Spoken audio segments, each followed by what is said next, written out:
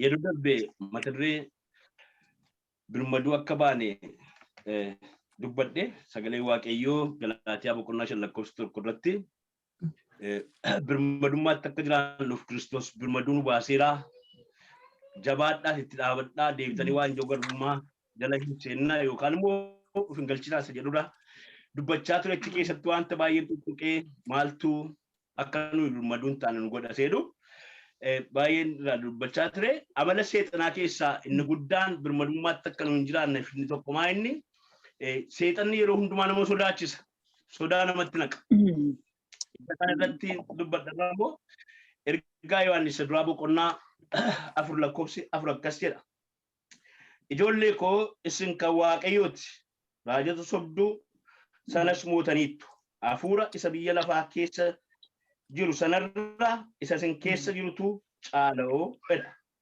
la Amen. ijoollee koo isin kan waaqayyooti jedha Yohaannis ergaa kana irra barreessuuf maal jedha ijoollee koo isin kan waaqayyooti jedha isin kan waaqayyooti hojii seexanaa inni guddaan tokko inni nuyi kan ofii keenya akka taane nuyi kan maatii keenya kan sanyii keenya kan qomoo keenya akka taane yookaan immoo nuyi kan wanta biraa akka taanettitu sammuu keenya kontrool godha yookaan immoo ati kan ofii keetii jedheetu siimaan fuudhee hafuura isaa sitti naqee of tuulummaa isaa sitti naqeetu akkati waan hin taane tokko taatutu godha kanaafitu Yohaannis akkas jedha isin jedha kan waaqayyooti ijoollee koo isin kan waaqayyootedha raajota sobduu sanas immoo mootaniittodha kana jechuun karaa tokko namatti dhimma ba'ee foon qabeessatti dhimma ba'ee orra sobanitti dhimma ba'eetu burqaan sobaa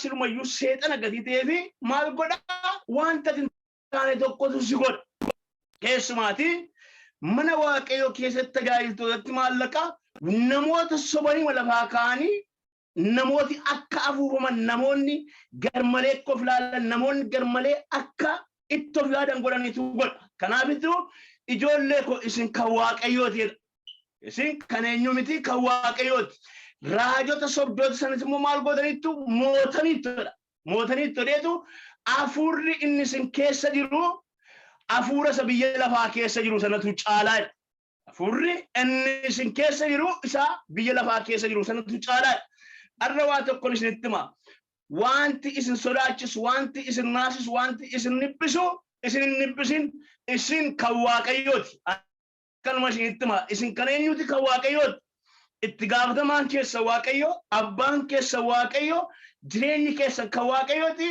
waaqayyo karaa ilma isaa Kiristoos dhiiga Kiristoos Yesuusin isin bitateera haleluuyaa yeroo hundumaa seexanni akka nuyi kan waaqayyo hin taanettitu nutti labsa nuyi dhiiga Yesuus Kiristoosin bitameerra dhiiga Kiristoosin mallatteeffamneerra waaqayyo dhiiga ilma isaa Kiristoos Yesuusin nu bitateera nuyi kan waaqayyooti haleluuyaa obboloota koo isin kan waaqayyooti waaqayyo dhiiga ilma isaa Kiristoos Yesuusin isin bitateera kanaafiyyuu ijoollee koo isin kan waaqayyooti jedheetu raajota sobduu sanas immoo hafuurri inni isin keessa jirus immoo biyya lafaa keessa jirurra hin caalaa wanta isin naa jirta wanta inni isin nibbaa jiru sini tokko waan gatii qabu waan waamaadha inni isin keessa isarra hin caalaa galgala wanti kam isitti wanti jiru gaaffitee jiru yookaan daatee jiru yoo dhiyaate inni sobaadha waa tokkoon isinitti hima inni isin keessa jiru hafuura waaqayyoon keessan inni isin wajjin jiru immoo inni immoo jabaadha la mana keessan irratti lallabsa gaaffiin yoo jiraate dhiphinni yoo jiraate gidiraa yoo jiraate rakkinni yoo jiraate waan fedhe yoo jiraate ija keenyaan argaa jirra dhuguma jira garuu waa tokkoon isinitti hima waaqayyo kan isaan godhateera inni nu wajjin jiru nu keessa waan hunduma isaarra caala inni guddaan nu wajjin jira kanaaf inni kan waaqayyooti seexanni hundumaa akka nuyi birmadummaatti hin jiraanne akka nuyi kan waaqayyo hin taane sammuu keenya irra nu sodaachisan taasisa yookaan immoo waan joosan irra akka nuyi birmadummaatti hin jiraanne nu godha. Garuu waa tokko isheen kan waaqayyooti. Sagalee waaqayyoo jechuudha. Kanaaf sagalee waaqayyoo boqonnaa tokko lakkoofsa 12 irratti amma isa simataniif immoo ijoollee waaqayyoo akka ta'aniif abooniif kenneera. Ijoollee kosin kan waaqayyoo ta'e amma maal jedha amma isa maal godhe aboo ijoollummaa waaqayyoof kenneera. Waaqayyo obboloota huumaa ta'uu hundumaati. Garuu waaqayyo abbaa orra ilma isaa Kiristoos Yesuusitti amananiiti. Namni mucaa waaqayyooti yookaan ijoollee waaqayyooti. Dhugaa kana sammuun keenya akka nu hubanne dhugaa akka nu hin beekne seexanni akkamitti mucaa waaqayyoo taataa siin jedha. Akkuma Yesuus Kiristoos akkamittiin waaqayyo hin dhalu jedha. Yesuus Kiristoos waaqayyo mucaan qabuudha. Waa tokko nitima waaqayyo karaa Kiristoos Yesuus maal godhateedha ijoollee isaan godhate. Waaqayyo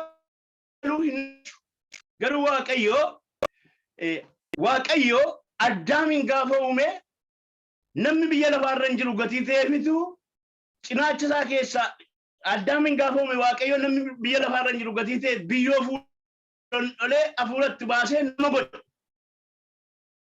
Isin gaafa uume immoo waaqayyo namni biyya lafaarra jira gatii ta'eefi waaqayyo waan hojjetu waaqayyo yeroo hunda haaraa godha. Kiristoosiin yeroo isaatti akka inni mul'atu godhe immoo Maariyaam ishee uume keessatu hafuura isaa galchee nama ta'e namootatti kanaaf bitaacha ta'a.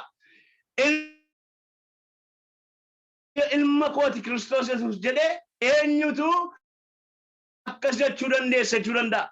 Yookaan immoo maaliif ilma kooti jettee eenyutu jechuu danda'a namni danda'u tokkoyyuu hin jiru.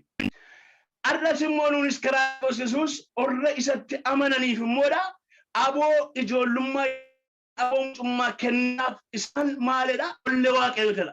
Gaddisi keeyyuu waan isin ajaa'ibu immoo isaan akka yaada fooniif dhiigarraatti hin dhalannedha. Maaliin amantiidhaan nu ijoollee waaqayyoo taaneerra. Seexanni yeroo hundumaa akkati mucaa waaqayyoo taate akkati hubattu hin barbaadu. Qophaas waldaa keessattitu akkasidha. Tajaajilaan tokko kan waaqayyooti waaqayyoo fudhataniittudha. Warri akkas kanatti amantan harka keessan ol qabaanna amantoonni harka ol qabanii paasteriin taa'e. Maal paasteriin naan anoon beekuu ganaadhaa anoon beekuu ganaadhaa gaaffii guddaadha kun waan hin beekne tokko lallabnu waan hin beekne tokko waan itti namanne tokko waan hin hubanne tokko lallabnu siin barsiisu sagalee waaqayyootu gatii jedhee fi nu ijoollee waaqayyooti. Nummoo gatii itti amannee fi ijoollee waaqayyooti. Waaqayyootu warra isatti amananiif immoo aboo mucummaa kenneeraaf gatii jedhee fi nu mucaa waaqayyooti. Kanattitu amanuun kana beekuun baay'ee barbaachisaa jechuudha. Waan seexanni hojjetu biyya lafaa kanarratti sammuu namaa irratti hojjeta.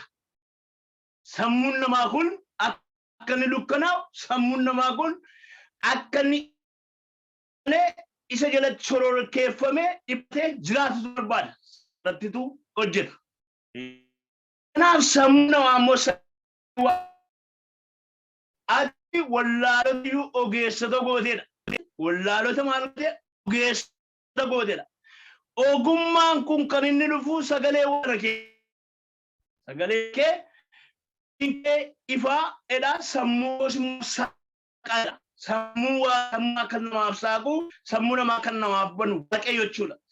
Kanaaf yeroo hundumaa waaqayyoon dhaga'uudha namni seexana dhaga'e. Tomma seexanni dhufee hin duute deetii nan du'e namni irriba malee bula. Waaqayyo immoo hin jiraattaa siin jedhe. Maal siirraanfachiisaa waaqayyo hin jiraatta siin jedhe siirraanfachiiseetu hin duutaa. Foon keessa iyyuu du'uun oolum. Garuu foon keessa jireenyi keessa akka duutu si godhachuudha. Kanaaf sagalee waaqayyoo yeroo hundumaa jireenya keenya keessatti mirkaneeffannee yoo ittiin jiraannee fi birmadummaadhaan jiraanna. Yoo kana ta'uu baatee fi seexanni yeroo hundumaa garbasaa nu godhata yookaan immoo yeroo hundumaa yeroon dumaan ta'u jechuudha. Galaatiyaa boqonnaa 3:36 akkas jedha. Karaa Kiristoos Yesuus isin hundumti keessanii tokkodha.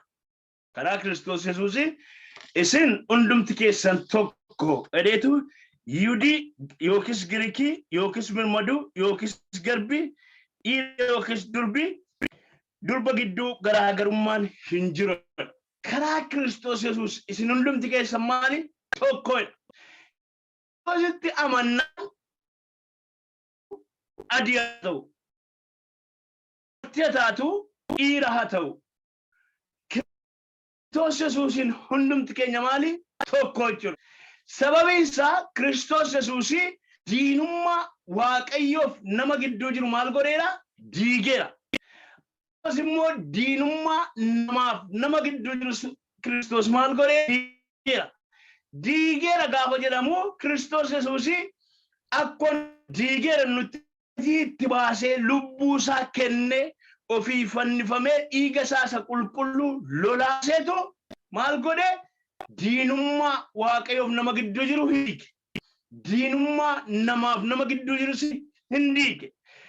Kanaaf immoo warri Kiristoositti amanan hundumtinuu hundumtuu maali? Tokko.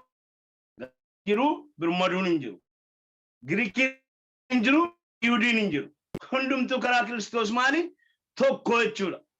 Seexanni tokkummaa nuyi karaa Kiristoos Yesuus qabnu kana akka nu amannu hin barbaadu. Nuyi simannus hin barbaadu. Akka nuyi simannus hin barbaadu. Sababiin isaa diinummaan gidduu keenya akka jiraatutu barbaada.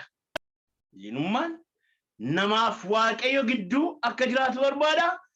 Diinummaan namaaf nama gidduu akka jiraatu barbaada. Seexan namaaf Waaqayyo gidduu akkamittiin diinummaan akka jiraatu barbaada. Biyya lafaa nama jaallachiisa. Namni biyya lafaa jaallatu inni diina Waaqayyootidha. Namaaf nama gidduutti immoo maal godha? Ol nama jibbisiisa. Namaaf Waaqayyo gidduutti diinummaa uumuudhaaf biyya lafaa nama jaallachiisa. Wanta biyya lafaa keessa jirutu nama jaallachiisa. Namaaf Waaqayyo gidduu diinummaa uumuudhaaf maal godha? Seexanni biyya lafaa nama jaallachiisa.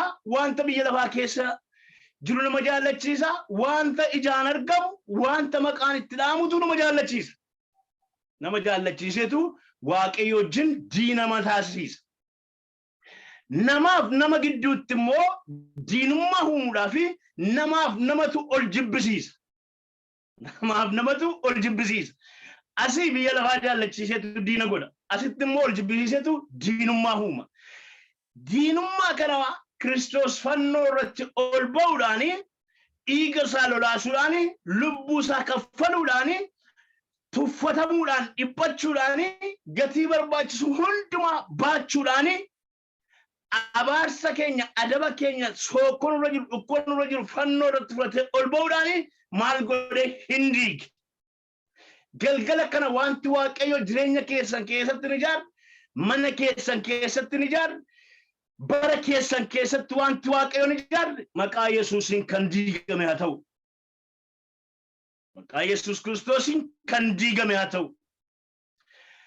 Kiristoos diigeera gatii ta'eef diinni waan ijaare yoo jiraateef sammuu keenya keessaa, qalbii keenya keessaa, mana keenya keessaa, bara keenya keessaa, guyyaa keenya keessaa maqaa Yesuusiin kan diigame haa ta'u.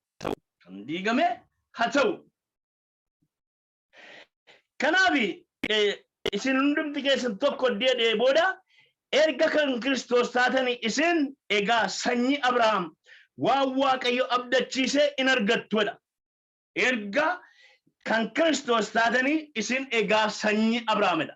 Abrahaam nama kakuudhaan kakatamee fi Waaqayyo saba baay'een si godha, akka cirracha galaanaa si baay'isaa, akka urjii waaqarraa si baay'isedhe Waaqayyo kakateedhaaf. Kakuun sun kan inni ittiin dhufee raawwatame karaa Kiristoos Yesuus. Nuyi eegii kan Kiristoos taane sanyii eenyu taane? Sanyii Abrahaam taane jechuudha. Sanyii Abrahaam eddii taane immoo waan Waaqayyo Abrahaamin abdachiise hundumaa karaa eenyu arganna? Karaa Kiristoos Yesuusitu arganna jechuudha. Waan Waaqayyo abdachiise hundumaa karaa Kiristoos Yesuusitu arganna.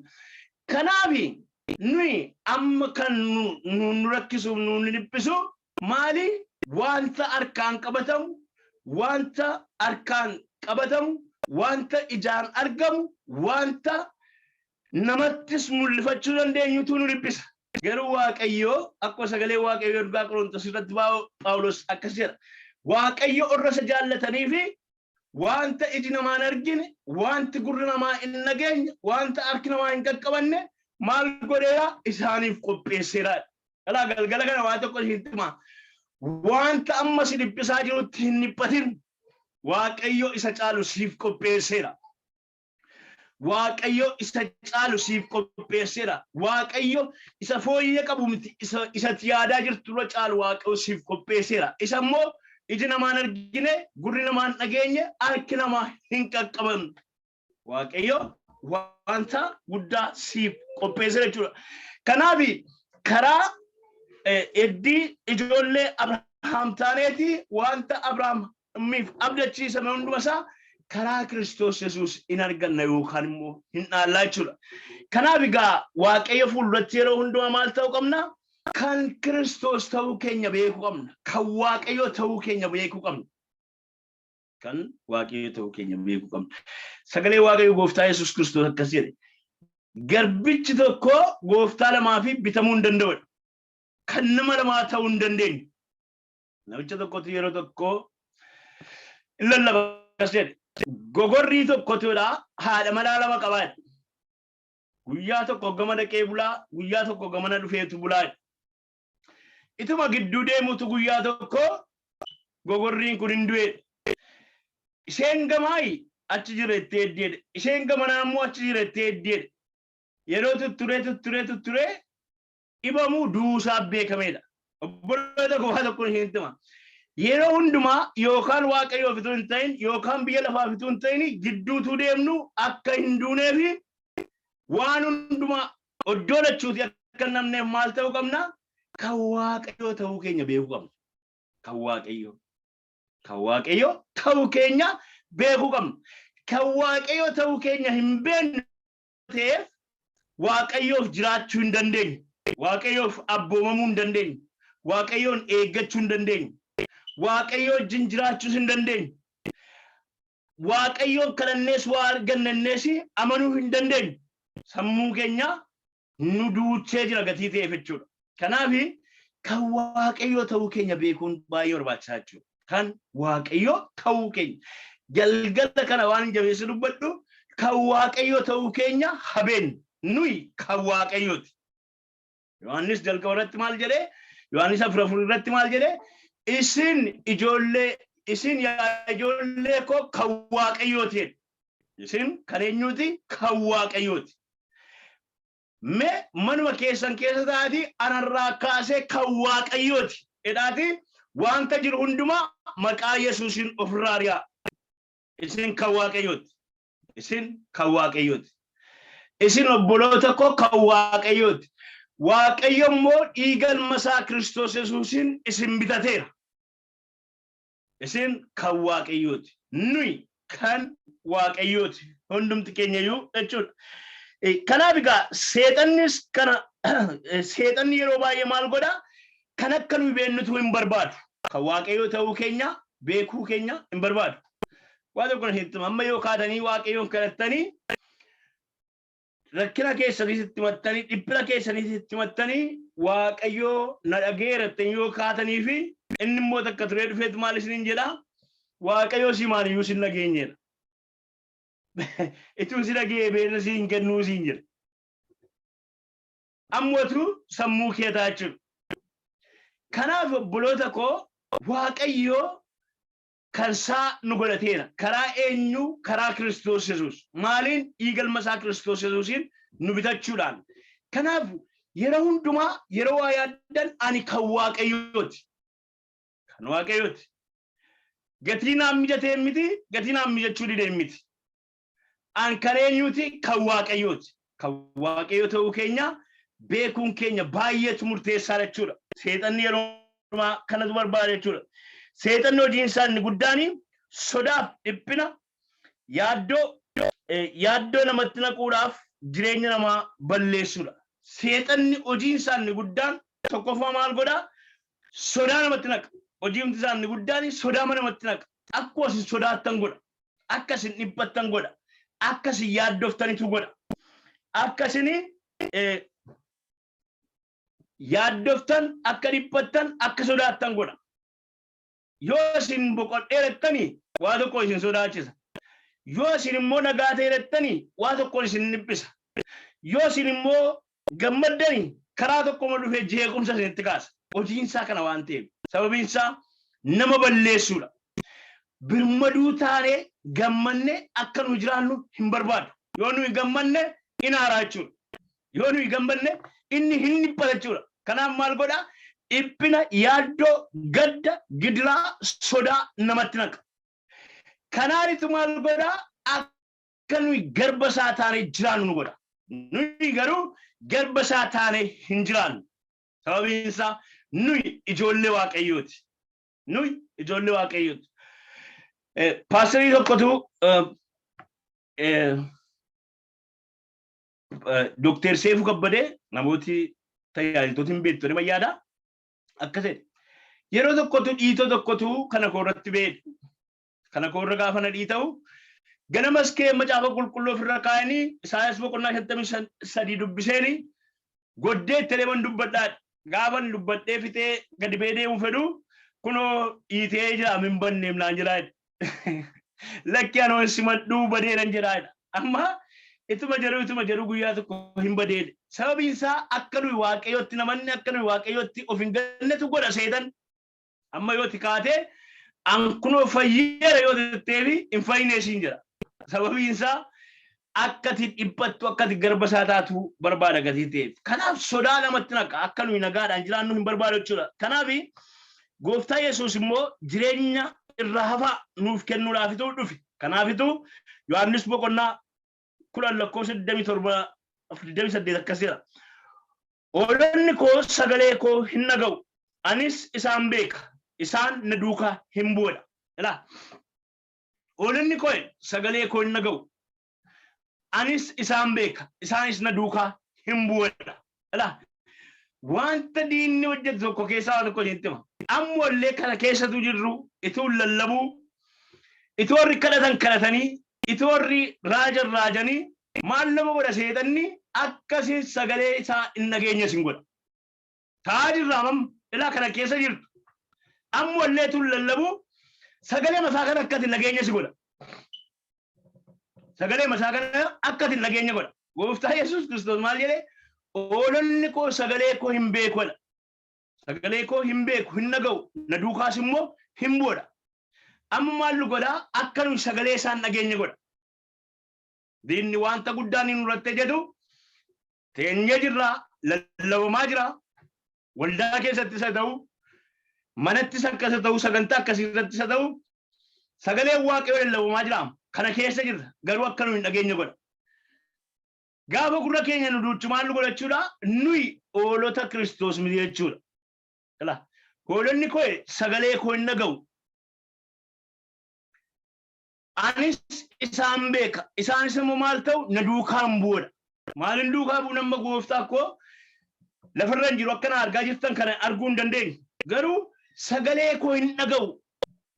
Sagalee Waaqayyoo akka nu hin dhageenye maal nu godha? Sammuu keenyatu qaba. Gurra keenya nu duucha. Na duukaan bu'u gaafa jedhu sagalee isaa dhageenyetti hin jiraanna. Sagalee isaa dhageenyetti ittiin qajeelfama isaan deebinee jiraanna. Gadi baanee ol galla jechuudha malee Kiristoosin amma argaa hin jirru. Kanaaftu hoolonni koo jedhe gooftaan sagalee koo hin dhaga'u. Anis isaan beekaa. Isaan na duukaa hin bu'u. Anis isaan beekaa. Isaan immoo na duukaa hin bu'u. Anaa jinitu jiraatu, anaan gadi ba'u, anaan ol galu, anaanitu dhagaa deemudha. Kanaaf Phaawulos yeroo dubbatu Efesoon boqonnaa 1:17 maal jedhaa? Waaqayyo abbaan gooftaa keenya Yesuus Kiristoos ija hafuuraa keessanii akkasii banuufi nan kadhadhaa. Maal nama godhachuudha seetan? Nama jaamsaam. Nama duuchaa nama jaamsa. nama duuchaa nama jaamsa kanaaf maal gochuu qabna jaamummaa kana keessaati ba'uudhaafi maal ta'uu qabna sagalee waaqayyoo dhaga'uu qabna yoo wajjinitu jireenya dhugaa jiraachuu qabna jechuudha yoo kana ta'uu baateefi nu fudhatee sokka gooftaa duukaa deemuu hin dandeenyu jechuudha ittaasee akkas jedha an jireenya bara baraa isaaniin nan kenna isaan bara baraan hin badaniidha anis jireenya bara baraa isaaniif nan kenna isaan immoo hin badaniidha isaan hin badaniidha namni tokkollee harka koo keessaa isaan hin butatuudha abbaan koo inni anatti isaan kenne hundumaarraa guddaadha homtinu harka abbaa koo keessaa isaan butachuu hin danda'udha abbaan koo inni anatti isaan kenne immoo hundumaarra guddaadha homtinu immoo harka abbaa koo keessaa isaan butachuu hin danda'udha amma wanti dhufu hundumtinu rakkinni beelli dhukkubni milkaa'ina dhabuun wanti baay'een nu mudatu waan nu fudhatee sokkuu nutti fakkeessa seexanni garuu hin danda'u harka waaqayyoo keessaa jirra gatii ta'eef harka waaqayyoo keessaa nu baasuu hin danda'u seexanni maal godha hojiinsaa rakkina nutti fidaa gidiraa nutti fidaa beela nutti fidaa ari'atama nutti fidaa harka keenya duwwaa godhaa waan godhuun wallaalchisa waan nu balleessu hundumaatu raawwata waan nu balleessu hundumaa raawwata yeroo sana maal godhaa of nu wallaalchisa jechuudha akkasila jedhee sodaaf dhiphinaa fi gaddatu nutti naqa sodaa dhiphina gadda nutti naqa kana hundumaa nurratti raawwateetu sodaa nutti naqa gadda nutti naqa dhiphina nutti naqa boqonnaa nu dhorka jechuudha garuu gooftaa Yesuus Kiristoos maal jedhaa abbaan koo inni harka kootti isaan kenne hundumaarra guddaadha eenyus immoo harka abbaa koo keessaa isaan baasuu hin danda'udha waa tokko hin himaa haalli amma isin argitanii haalli amma isin dhiphisaa jiru haalli amma wanta guddaa isinitti fakkaachaa jiru guddaa miti sababiin isaa abbaan koo inni harka kootti isaan kenne hundumaarra guddaadha hundumaarra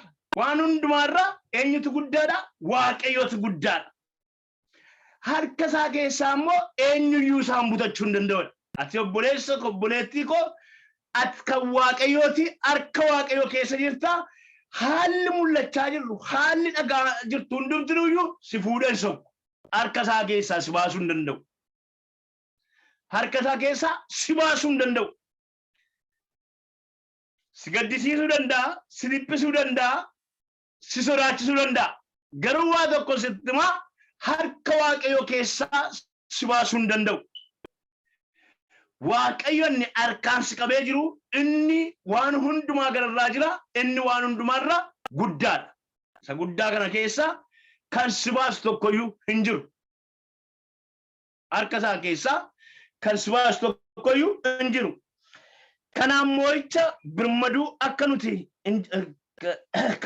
kanaan moo'ichaan birmadummaadhaan akka nuti jiraannu akka nu hin jiraanne sammuu keenya dararee garbummaa isaa jala akka nuti jiraannu godha seexanni yeroo makam akka nu gammannu hin barbaadu akka nu gammannu hin barbaadu akka nu boqonnus hin barbaadu nagaa ta'uu keenyas hin barbaadu hojiin isaa inni guddaa maa inni nu sodaachisuudha nu dhiphisuudha gadda nutti naquudha garuu kun maqaa Yesuus Kiristoos nurratti hin ta'u sababiin isaa waaqayyo inni harka isaa keessa nu gallee jirru guddaadha harka isaa keessa butee nu baafachuu hin danda'u haleluuyaa itti gaafatamaan keenya guddaadha itti gaafatamaan keenya jabaadha itti gaafatamaan keenya isa mataa isaa bulukseedha Yesuus Kiristoos fannoo irratti ol ba'uudhaani mataa jawwichaa tumeera du'ee awwaalamuudhaan immoo du'a keessaa ka'uudhaani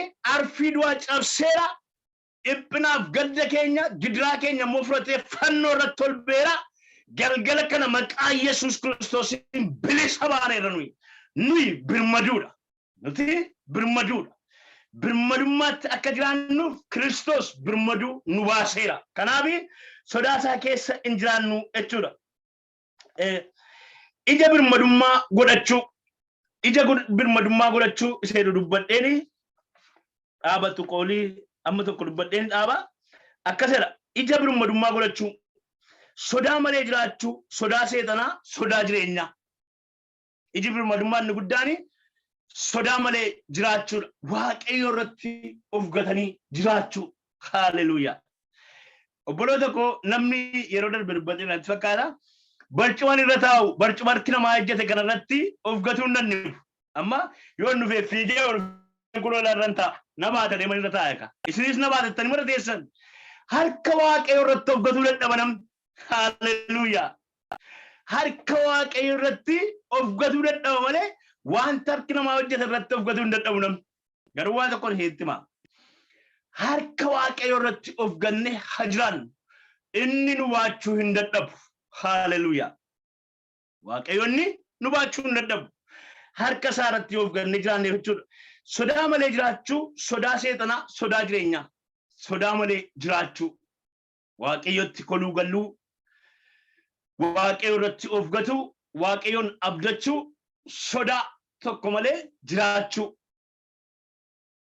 sodaa tokko malee jiraachuu sodaa maalii sodaa jireenyaa sodaa du'aa sodaa dhukkubaa sodaa biyya lafaatti dhufu kamiyyuu ittiin sodaatiin waaqayyo irratti of gatanii jiraachuu akkasidha Ibrooti boqonnaa 13 lakkoofsa 5 akkasidha akki jireenya keenya akki jireenya keessanii horiidhaaf sassataa hin ta'in wanta argattaniin nagaa jedha waaqayyo matumaa an sin dadhabu sin buusu jedheeraadha akki jireenya keessanii horiidhaaf sassataa hin ta'inedha wanta argattaniin nagaa jedha akki jireenya keessanii horiidhaaf sassataa hin ta'in wanta argattaniin nagaa jedhaadha seexanni wanti guddaan tokko moonni qabu nagaa akka hin jennetu godha nagaa akka hin jennetu godha yoo irra biddeen argannee fi waan tokko hittima biyya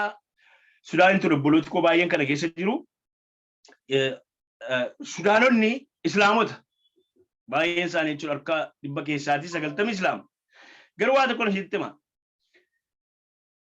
jireenya isaanii fi bor maaliin jiraadhan yaadan yaaduu dhiisuun yaaduun gadheerachuu komiti akkas jedhu inshaallah birrisha yoo qabaatan nyaatatti nyaataniitu inshaallah borii fi rabbi jiraatu nummoo yoo abashaan immoo namni biyya Itoophiyaatti dhalate yeroo tokko yeroo darbis dubbadinatti fakkaata seexanni gaafa darbatamee Itoophiyaa irratti darbatame fakkaata seeru tokko dubbadheen ture yoo birrisha qabaanne daabboo birrii namaan biti yoo ta'ee fi bor immoo birrii 3 hambifachuun qabaanna malee yoo daabboon birrii 5 ta'ee fi birrii 5 hin binnee nyaanna bor waaqayyo jiraachuun beenu waan tokko hin ta'u obboloota baay'ee aadaan keenya amalli keenya baay'ee rakkisaa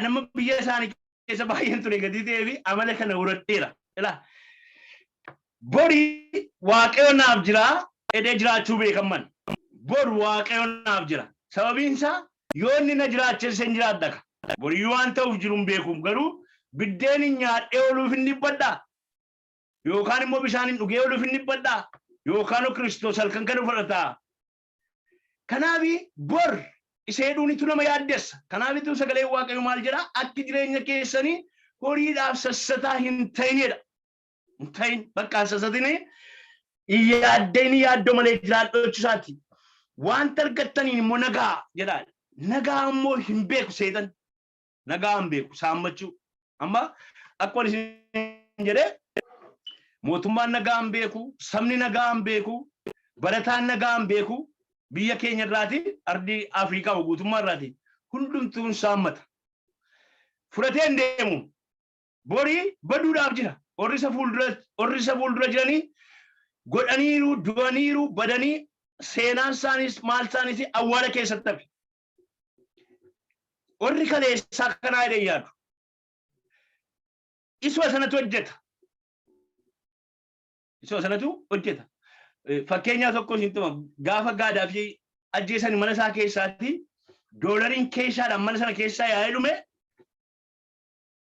biyya tokko ga'uu danda'a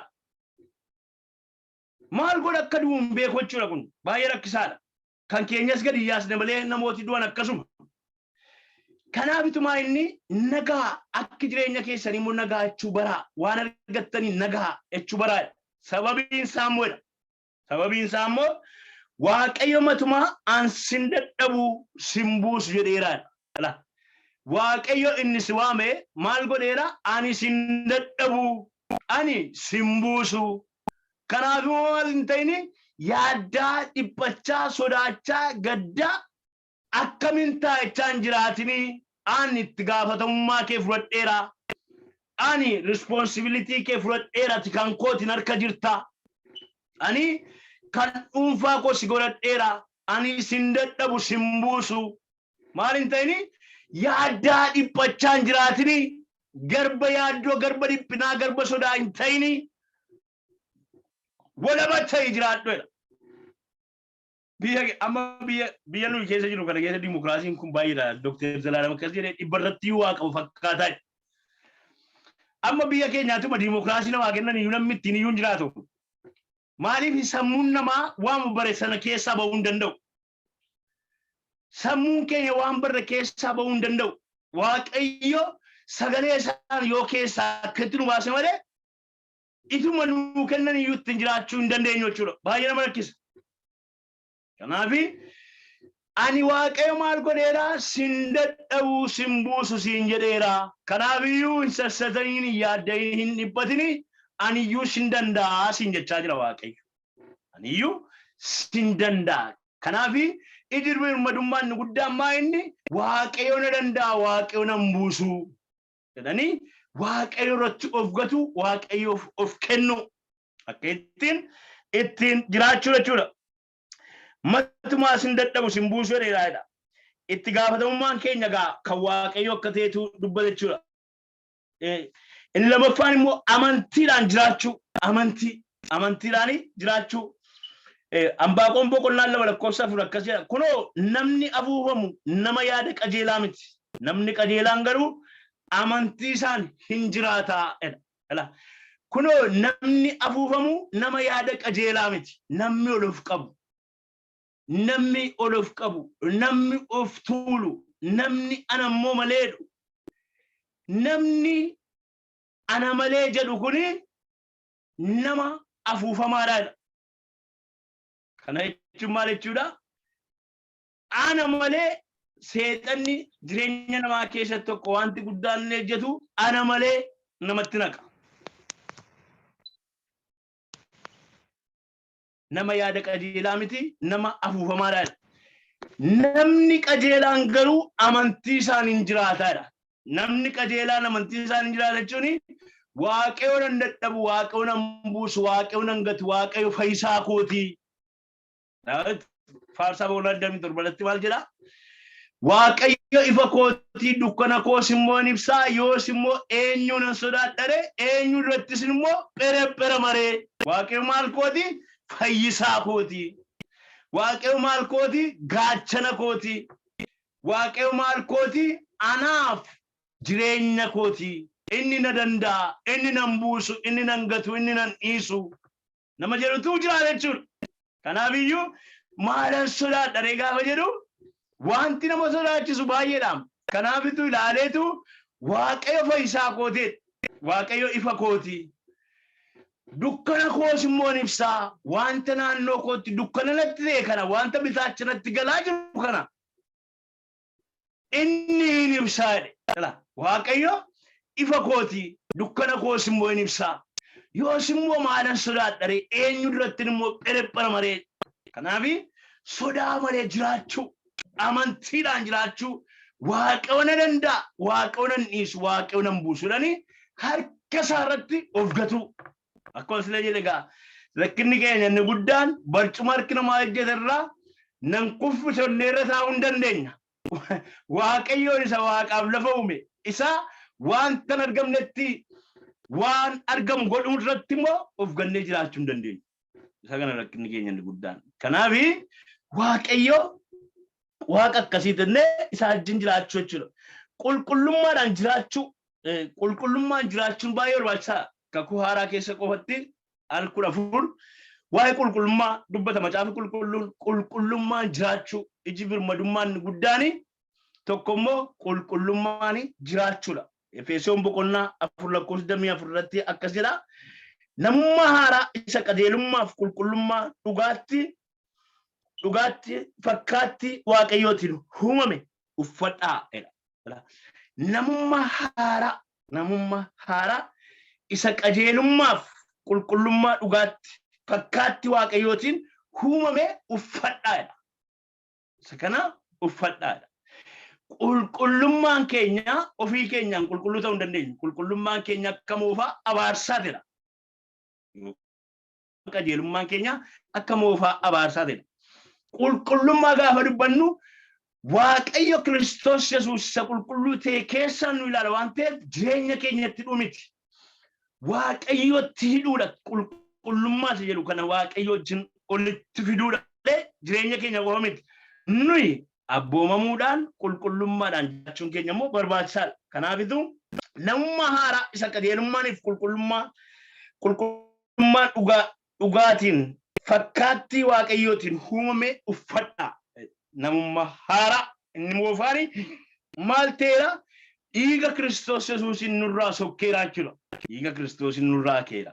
Inni moofaan cubbuun keenya yakki keenya sun maal ta'eera? Dhiiga Kiristoosin qulqulloofnedha. Kanaaf fakkaatti waaqayyootiin uumame uffadhaadha. Isa karaa Kiristoos Yesuus mul'atu sana uffadhaadha.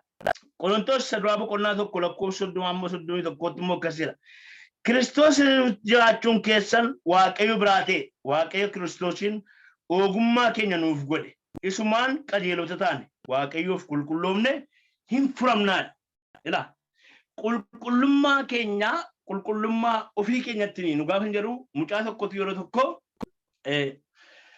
namni kuni anatu gooftaa fudhachiise jiru harka warratti gooftaa fudhatee wangeelaa ta'e baay'ee nama kadhannaa kadhatu baay'ee kadhannaa jaallata baay'ee kadhanna.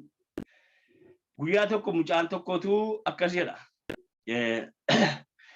Ammoo kadhachuu wayyuu hin dadhabneennaanii isin mitiitii nu warri yeroo kadhannu girgiddaa kana raasnuyyuu girgiddaa raafamuyyuu nuyyuu hin dadhabneedha. Maalitti hidhuu jireenya ofiitti hidhu garuu miti. Jireenyi keenya kan inni argame karaa Kiristoos Yesuus. Wanti nu keessatti argamu hundumtuu Kiristoosin malee ofii keenyaa miti. Kanaaf itti sagalee waaqayyoo maal jedhaa? Kiristoos Yesuusitti jiraachuun keessa waaqayyo biraa ta'e waaqayyo Kiristoosin ogummaa keenya nuuf godhe isumaan qajeelota taanedha.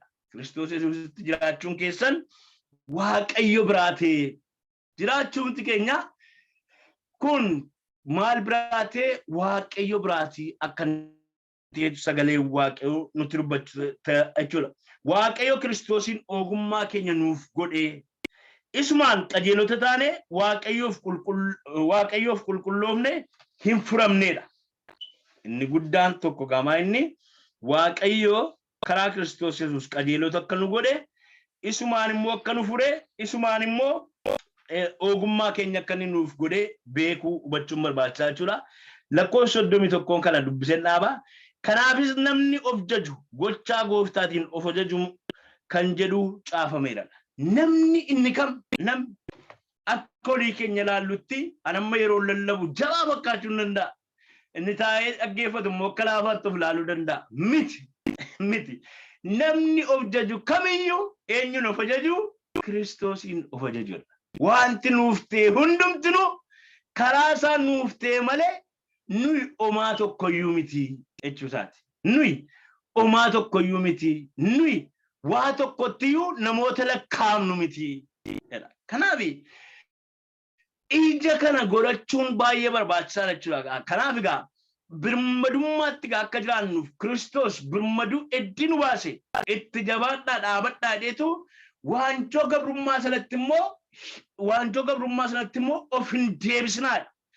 Waanjoo gabrummaatti of deebisuun qaamaan naquu qofa miti. Sammuun keenya walabatee sammuun keenya birmaduu ta'e akka nu jiraannu hin barbaadu seexanni waan ta'eef yeroo hundumaa waaqayyo irratti hojjetuudhaan sagalee waaqayyo dubbifachuudhaan sagalee waaqayyo kanaan jedhachuudhaan birmadummaadhaan sammuun keenya akka jiraatutu barbaada waaqayyo.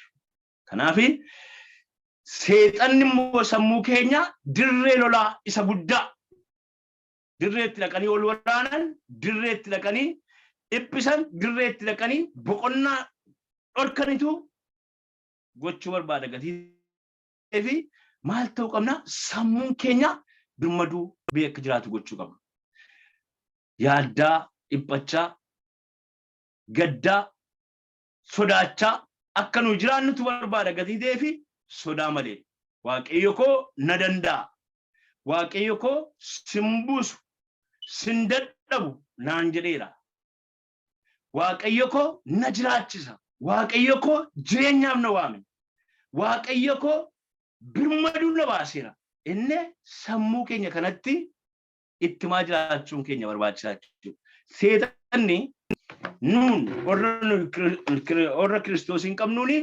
keessa keenya badaa miidhuu hin danda'u sammuu keenya kana irratti hojjeta sammuu keenya kanatti boqonnaa dhorka kanaafi waaqayyo immoo akka dubbate sagalee waaqayyo seera ba'uu irratti Israa'elotaan maal jedha an waaqayyo gooftaa keessanitti maal ta'edha boqodhaadha gooftaa Yesuus Kiristoos maal jedha ba'aan keessan kan isinitti ulfaate isin dadhabooltan ba'aan keessan kan isinitti ulfaate hundumtinu ba'aa keessan baadhaa gara koo kottaa ani immoo foon keessaniif lubbuu keessan maal godha isinin boqochiisa boqonnaa isiniif kenna namni waaqayyotti boqochuu hin dandeenye dhugaan isinitti hima wanta fedhe yoo argannee fi boqonnaa qabaachuu hin dandeenye boqonnaa dhugaa kan argamu Kiristoos Yesuus keessaa Kiristoositti boqonnee haa jiraannu kanaafi garba isaa gochuu keessaati waaqayyo nu baaseera